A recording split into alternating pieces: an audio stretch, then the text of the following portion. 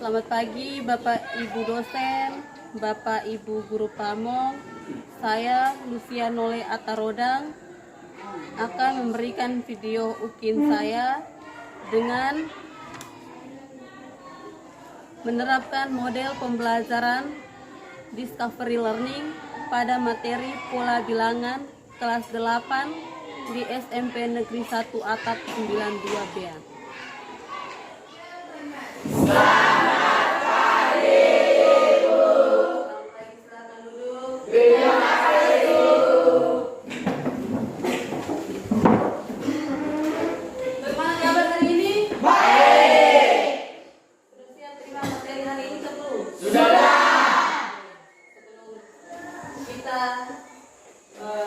Melakukan aktivitas pembelajaran kita pada hari ini, kita awali dulu dengan berdoa. Meminta Ramawati pimpin kita dalam doa. Berdiri di depan.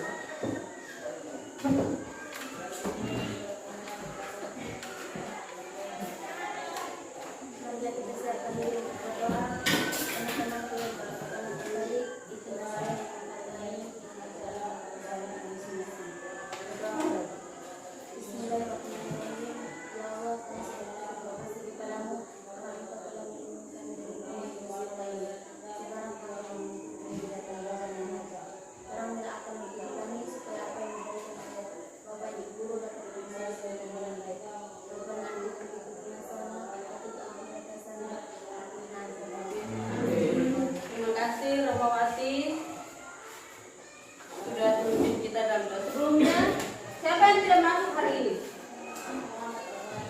Hari ini siapa yang tidak masuk? Muhammad Arifin Dambe. Kenapa dia? Terus siapa lagi? Isabel. Dengan siapa lagi? Dua orang itu yang tidak hadir. Pergi sekolah harus rajin-rajin, kalau tidak sakit pergi sekolah. Satu hari tidak sekolah itu kita sudah ketinggalan beberapa materi. Hari ini kita mempelajari materi tentang pola bilangan.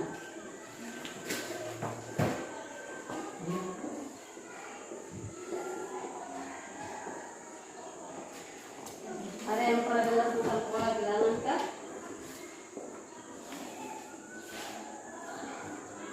Tujuan pembelajaran kita pada hari ini ada dua.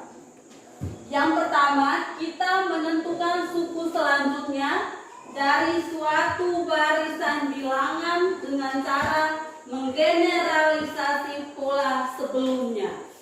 Itu tujuan kita yang pertama. Tujuan kita yang kedua, menggeneralisasi pola barisan bilangan menjadi suatu persamaan. Jadi yang pertama kita menentukan suku selanjutnya, yang kedua kita menentukan persamaan.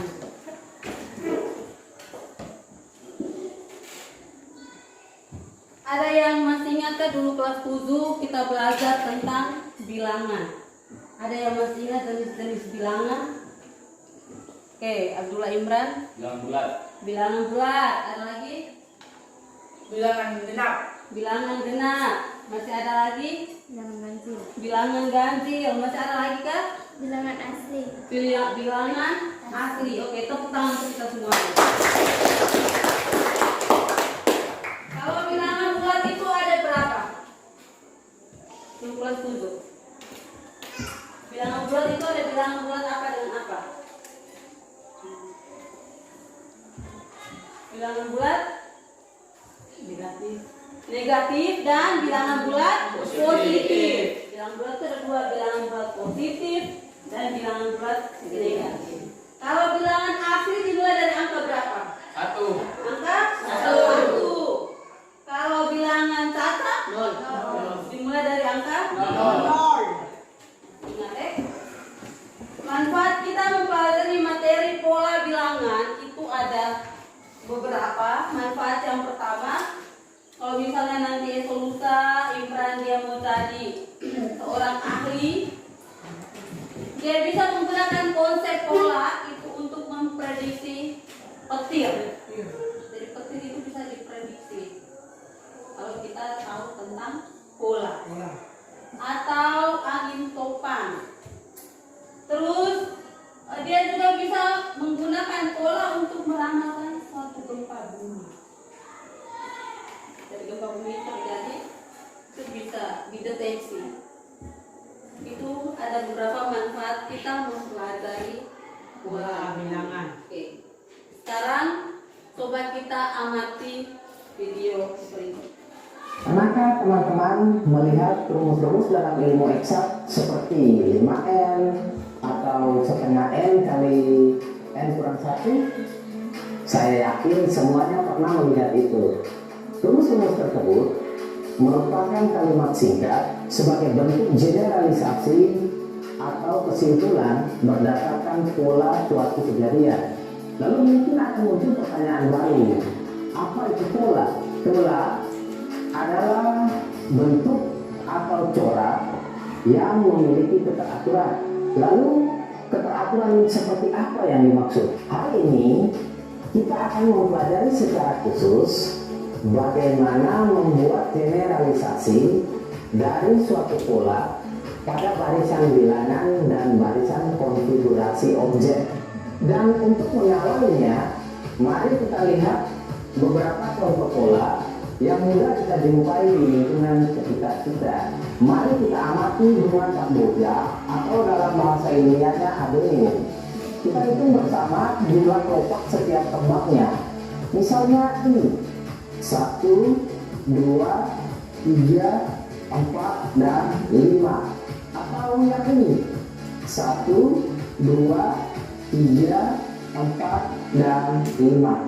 Pertanyaannya, berapa banyak kelopak bunga jika terdapat 100 kembang yang mekar secara bersamaan? Untuk menjawab pertanyaan tersebut, kita cukup membuat kesimpulan sederhana berdasarkan pola yang terbentuk. Karena sebuah kembang memiliki 5 kelopak, maka jika terdapat 2 kembang, jumlah kelopaknya 10. Atau jika terdapat 3 kembang, maka jumlah kelopaknya 15, dan seterusnya.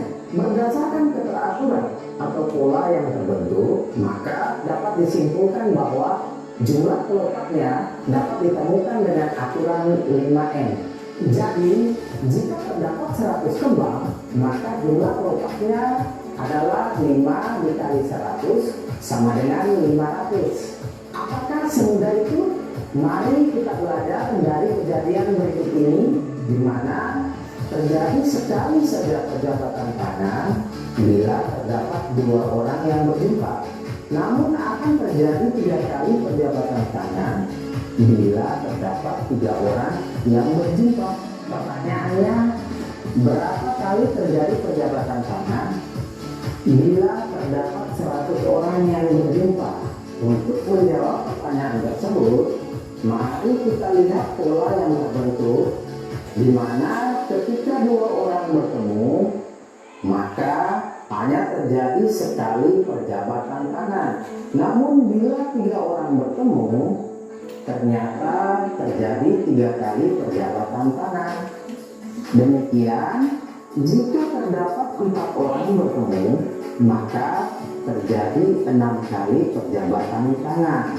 Berdasarkan keteraturan yang terbentuk, maka dapat kita hitung banyaknya perjabatan tangan dengan aturan setengah N kali N kurang 1. Sehingga bila terdapat 100 orang yang bertemu, maka banyaknya perjabatan tangan yang terjadi adalah setengah dikali 100 dikali 99 sama dengan 4.950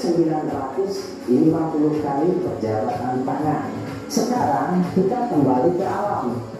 Di sini terdapat sebuah pohon kelor yang dalam bahasa ilmiahnya Moringa olivera, di mana jumlah daun pada setiap ranting memiliki keteraturan tersendiri. Coba lihat ini, pada ujungnya terdapat 1 helai daun, kemudian 1 helai daun, 2 helai daun, 3 helai daun, 5 helai daun, dan yang terakhir 8 helai daun. Demikian yang ini. Pertama 1 helai daun, kemudian 1 lagi helai daun, 2 helai daun, 3 helai daun, 5 helai daun, dan yang terakhir 8 helai daun. Jika dilihat berdasarkan peraturannya, maka barisan ini dikenal dengan barisan bilangan Fibonacci, di mana setiap bilangannya merupakan jumlah 2 bilangan sebelumnya. Sebagai contoh, 2 diperoleh dari 1 ditambah 1, 3 diperoleh dari 1 tambah 2, 5 diperoleh dari 2 tambah 3, dan 8 diperoleh dari 3 ditambah 5. Untuk lebih memahami barisan bilangan, mari kita jumlahkan bilangan-bilangan yang terdapat pada baris keempat kalender Masehi ini. Untuk menghitung urutan bilangan seperti ini, cukup kita ketahui bilangan pertama dan terakhir, serta banyaknya bilangan pada barisan tersebut. Sehingga untuk menghitung jumlahnya, kita gunakan aturan setengah dikali 7 dikali 22 ditambah 28 sama dengan 175. Atau lebih mudah dengan 7 dikali 25, di mana 25 merupakan bilangan yang ada di tengah-tengah barisan bilangan tersebut, atau dikenal dengan istilah median dalam ilmu statistika. Mengapa dapat dihitung demikian? Dan apakah aturan tersebut dapat berlaku untuk penjumlahan pada baris dan kolom yang lainnya? Temukan jawaban tersebut berdasarkan keteraturannya ya. Tadi pola bilangan yang ada di dalam kehidupan kita sehari-hari. Ada bunga kamboja, ada daun kelor, ada apa lagi tadi? Jabat tangan. Tanpa kita sadari, setiap kali kita jabat tangan itu ada polanya. Itu pola-pola bilangan yang ada di dalam kehidupan kita sehari. Sekarang perhatikan gambar berikut.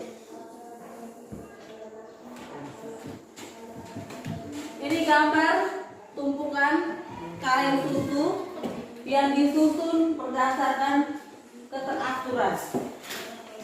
Ada pola-polanya. Kira-kira bisa tidak kita menentukan susunan yang ke-50?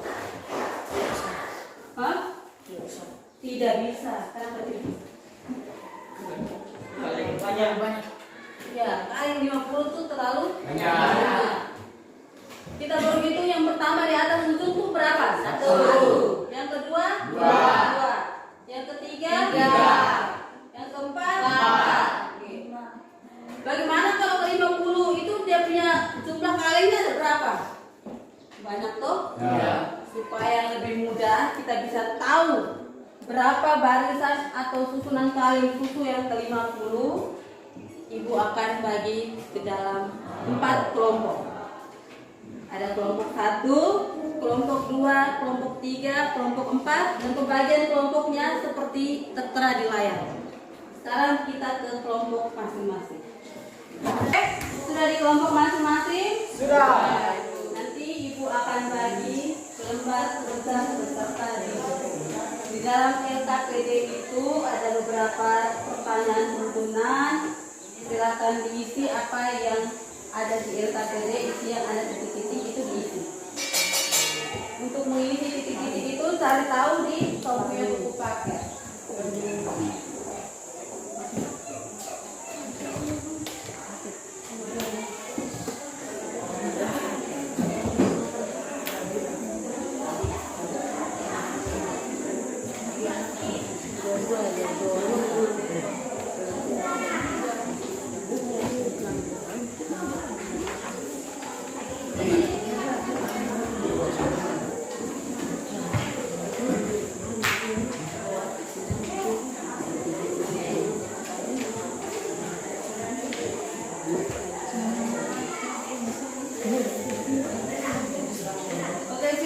nama kelompok, ditulis anggota kelompoknya.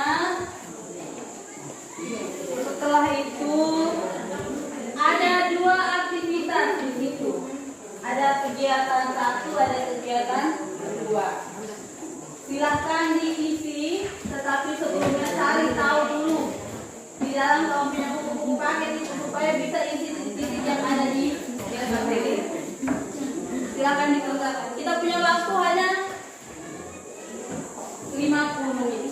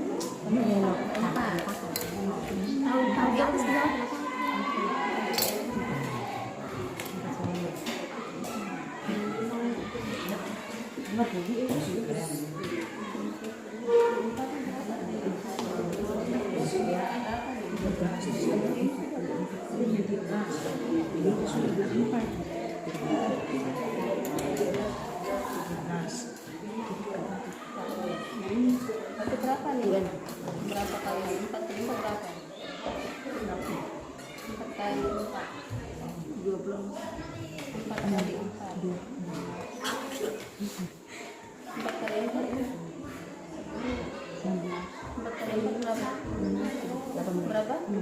Nah, 16 kalau dikurangi 3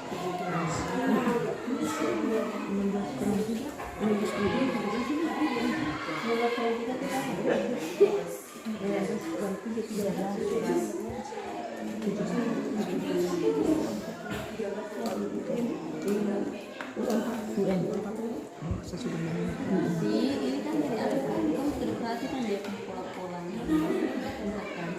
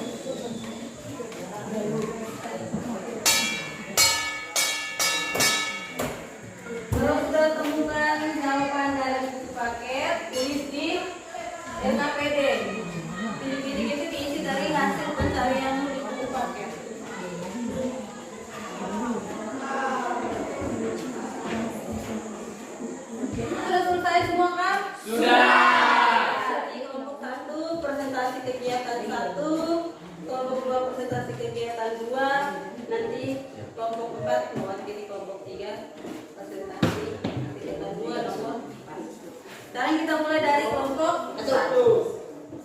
Silakan.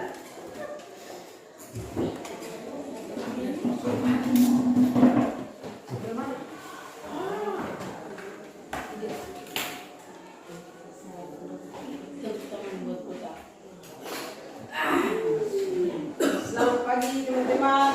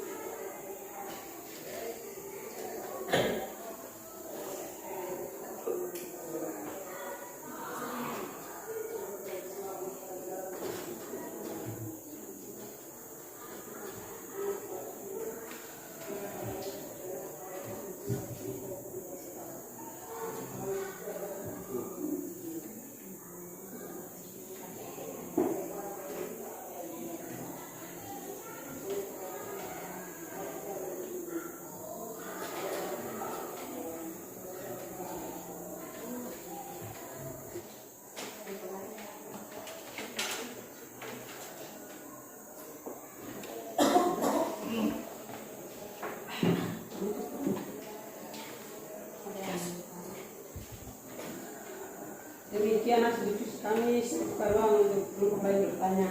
Oke, silakan. Ada kelompok yang mau bertanya dulu? Bagaimana hasil jawaban kelompok 2 sama dengan kelompok 1 tidak? Tidak. Sama. Kelompok 2.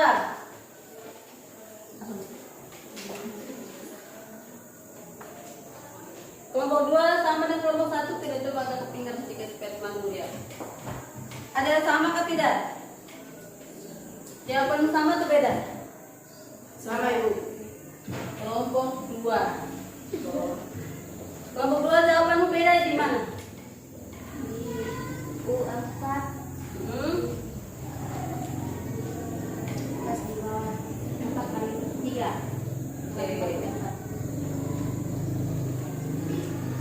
Kelompok 3 jawabanmu sama dengan kelompok 1 tidak? Kelompok 3 jawabanmu apakah sama dengan kelompok 1?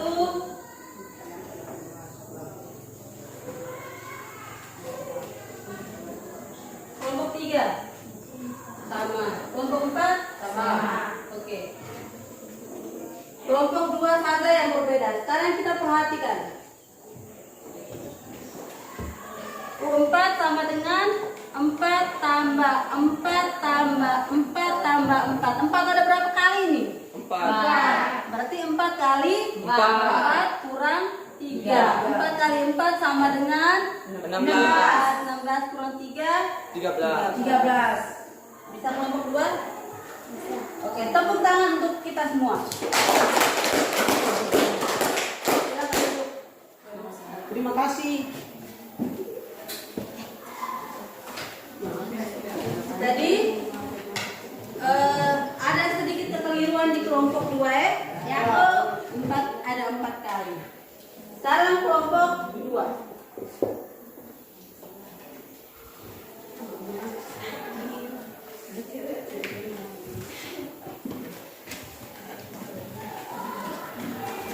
Selamat pagi teman-teman dan Ibu Guru. Selamat pagi. Kami dari kelompok 2 akan membacakan hasil diskusi kami.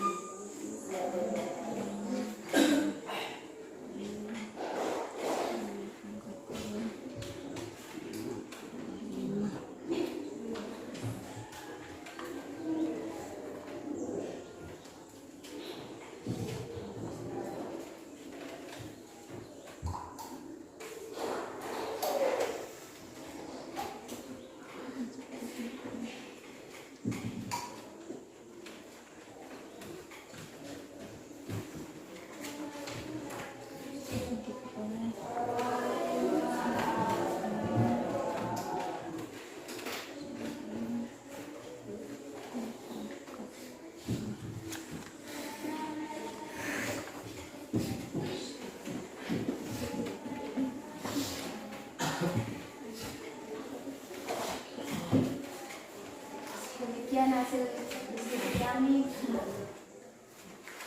Kalau ada yang kurang, saya persilakan teman-teman bertanya. Oke.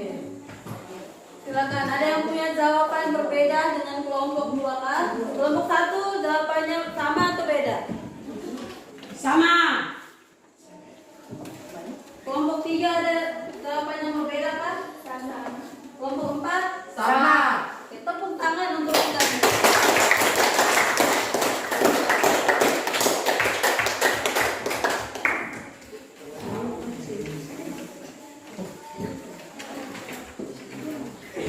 Langkah kerja untuk nomor 2 tidak beda jauh dengan yang nomor 1. Dari persamaan yang ada, barisan yang ada, itu kan masih dalam bentuk gambar. Kita ubah dia ke dalam bentuk angka-angka, lalu kita mencari pola-polanya supaya kita temukan persamaannya. Oke, sekarang kelompok 4.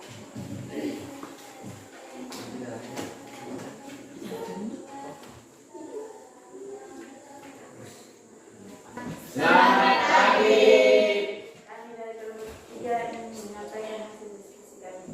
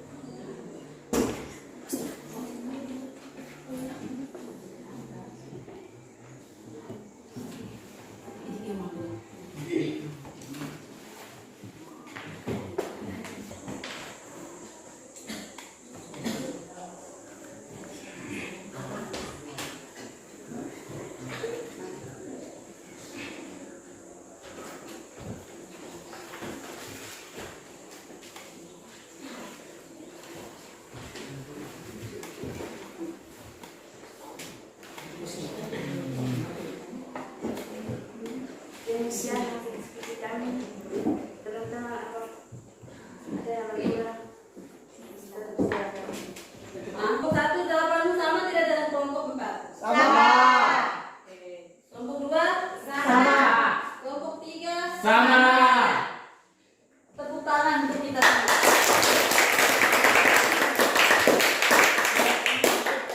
Sekarang kita perhatikan dari pertanyaan-pertanyaan yang ada di situ. Kita cari dulu persamaannya. Setelah kita menemukan persamaannya, baru kita bisa tahu kira-kira ubin putih, kalau ubin birunya 225, ubin putihnya berapa. Itu baru bisa kita cari. Jadi langkah pertama, carilah dulu persamaannya. Setelah itu baru kita bisa menentukan suku selanjutnya. Bisa? Bisa. Kira-kira dari aktivitas 1 dan kegiatan atau aktivitas 2 yang sudah kita kerjakan di kelompok tadi, apa yang dapat kita simpulkan?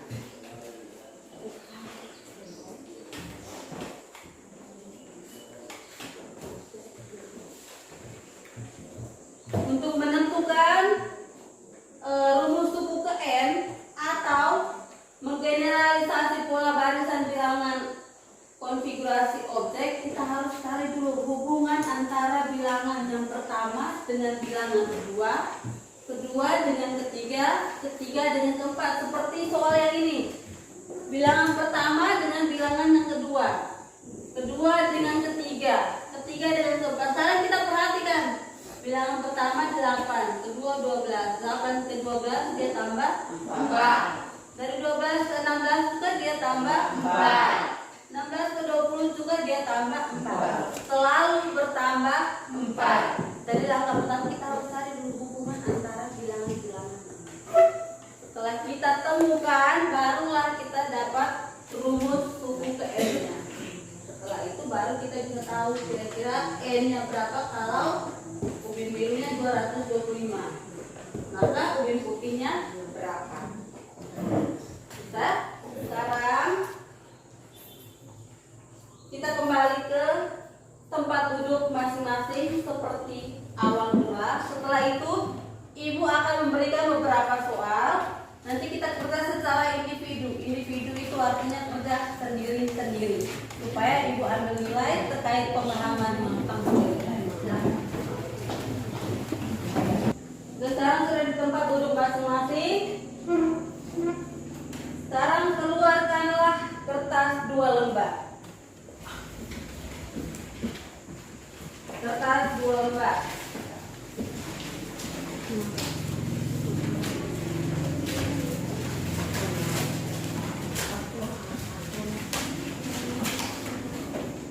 Sudah ada 3 soal dalam waktu 10 menit. Silahkan dikerjakan mulai sekarang.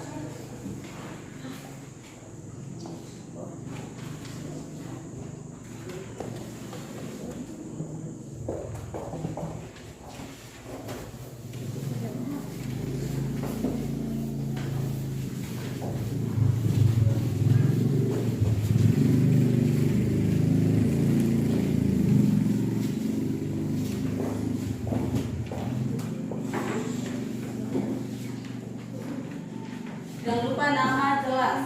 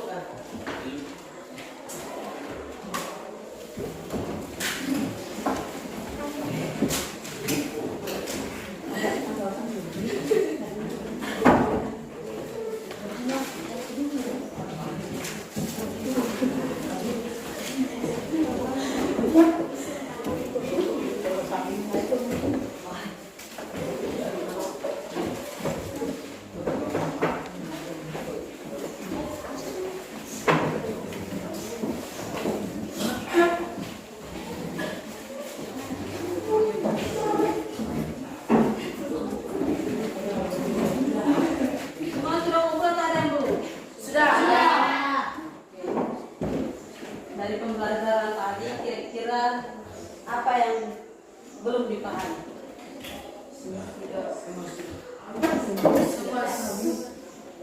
Dari tadi kita belajar ada 2. Kita menemukan atau menentukan suku selanjutnya dengan cara menggeneralisasi pola barisan bilangan sebelumnya dan menemukan persamaan dari pola barisan bilangan atau barisan konfigurasi objek. Ada satu kata-kata motivasi seperti ini. Pembelajaran tidak dicapai secara kebetulan. Itu harus dicari dengan semangat dan diperhatikan dengan ketekunan. Jadi belajar itu tidak hanya asal belajar. Belajar itu tidak hanya di sekolah saja. Belajar bisa di mana saja, kapan saja, dengan siapa saja. Jadi banyak hal yang harus kita pelajari. Jangan buku sudah dibagikan pulang sekolah taruh saja di situ, terus besok pergi sekolah tinggal ambil bawa. Tidak. Setiap hari di rumah luangkan waktu kurang lebih 10-15 menit untuk kita buka buku dan belajar. Mengingat materi yang kita sudah pelajari tadi pagi. Dari belajar itu tidak hanya di sekolah, tetapi di mana saja, kapan saja, dengan siapa saja. Sekarang Ibu akan kasih tugas. Tugasnya hanya 1 nomor saja. Nanti dikerjakan di rumah, terus dikumpulkan pada pertemuan berikutnya. Kalian matematika lagi hari apa? Senin. Jadi tugas ini nanti dikumpulkan di hari Senin. Bisa toh? Bisa. Dengan materi yang baru yaitu koordinat, KT, Celsius. Sekian pembelajaran kita hari ini. Sampai ketemu lagi di pertemuan berikutnya. Selamat pagi. Selamat pagi, Bu.